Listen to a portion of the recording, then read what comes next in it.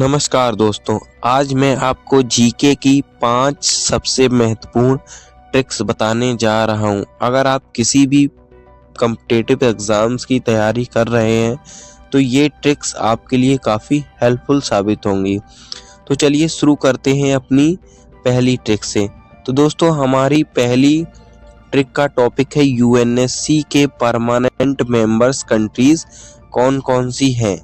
दोस्तों, ट्रिक बताने से पहले मैं आपको यूएनएससी के बारे में थोड़ा बता देता हूँ। दोस्तों, यूएनएससी का मतलब होता है यूनाइटेड नेशन सिक्योरिटी काउंसिल। इसको हिंदी में संयुक्त राष्ट्र सुरक्षा परिषद कहते हैं। यह संयुक्त राष्ट्र का एक अंग है और इसमें 15 सदस्य देश होते हैं, 5 स्थायी देश होते हैं और 10 अस्थायी देश होते हैं।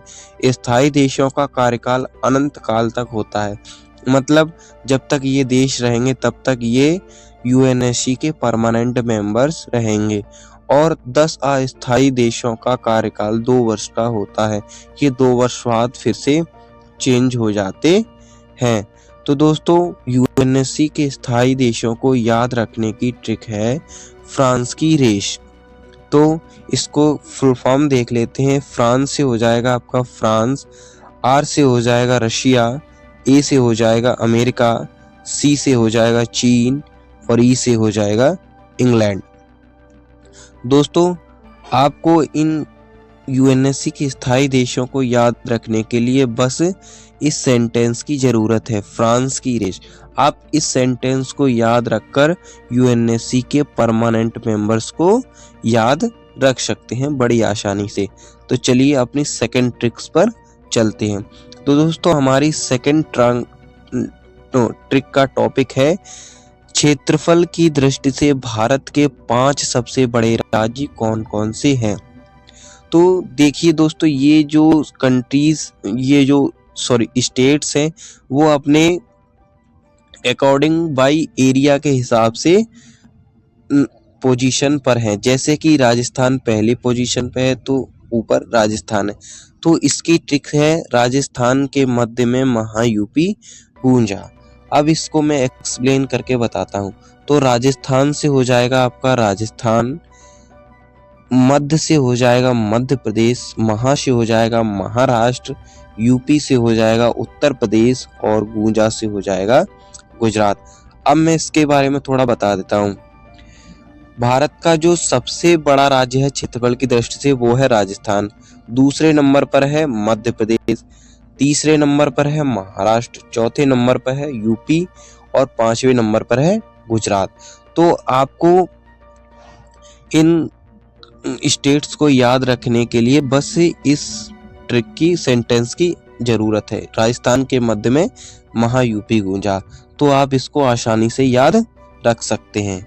तो चलिए चलते हैं अपनी थर्ड ट्रिक पर।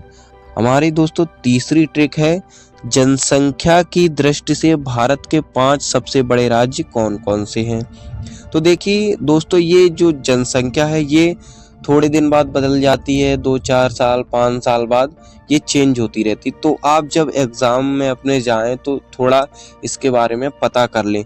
दोस्तों, जो अभी के टाइम पे है मैंने उसके हिसाब से ये ट्रिक बनाई है और ये भी अपने अकॉर्डिंग टू पॉपुलेशन के हिसाब से नंबर बाय नंबर है। तो इसकी ट्रिक मैं आपको बताता हूँ। इसकी ट्रिक है उत्तर में महाराष्ट्र, बिहार, बंगाल के मध्य में। तो उत्तर से हो जाएगा उत्तर प्रदेश और महाराष्ट्र से हो जाएगा महाराष्ट्र, बिहार से बिहार, बंगाल से वेस्ट बंगाल जिसे पश्चिम बंगाल कहते हैं और मध्य से हो जाएगा मध्य प्रदेश। तो दोस्तों, आप इस तरह इन स्टेट्स को याद रख सकते हैं और इसको याद रखने के लिए बस आपको इसी सेंटेंस की जरूरत है, उत्तर में महाराष्ट्र, बिहार, बंगाल के मध्य में। बहुत ही आसान ट्रिक है, आप इसको 2-3 बार रिपीट करके ये आपको याद हो जाएगी। तो चलिए चलते हैं अपनी चौथी ट्रिक पर। हमारी चौथी ट्रिक का टॉपिक है प्रधानमंत्री पद पर रहते हुए मरने वाले भारतीय प्रधानमंत्री कौन कौन से हैं। तो इसकी ट्रिक है इलाज।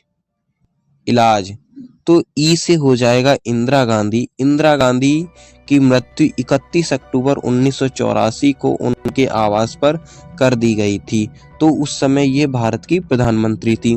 दूसरे हैं लाल बहादुर शास्त्री। लाल बहादुर शास्त्री की मृत्यु भारत पाकिस्तान के युद्ध के समझौते में वो रूस गए थे, वहां पर उनकी 24 जनवरी 1966 को मृत्यु हो गई थी।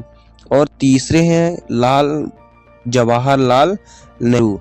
इनकी मृत्यु 27 मई 1964 को हार्ट अटैक की वजह से हो गई थी। तो आपको इन सभी प्रधानमंत्रियों को याद रखने की ट्रिक है इलाज। आप इसको याद रखें, आसानी से याद रख सकते हैं। और मैंने ये ईयर दिए हैं कि किस सन में इनकी मृत्यु हुई थी।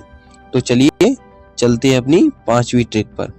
दोस्तों, हमारी 5वीं ट्रिक का टॉपिक है बाबर द्वारा भारत में लड़े गए प्रमुख युद्ध। तो दोस्तों, बाबर ने भारत में मुगल साम्राज्य की स्थापना की थी और बाबर ने भारत में अपने शासनकाल के दौरान 4 प्रमुख युद्ध लड़े गए थे।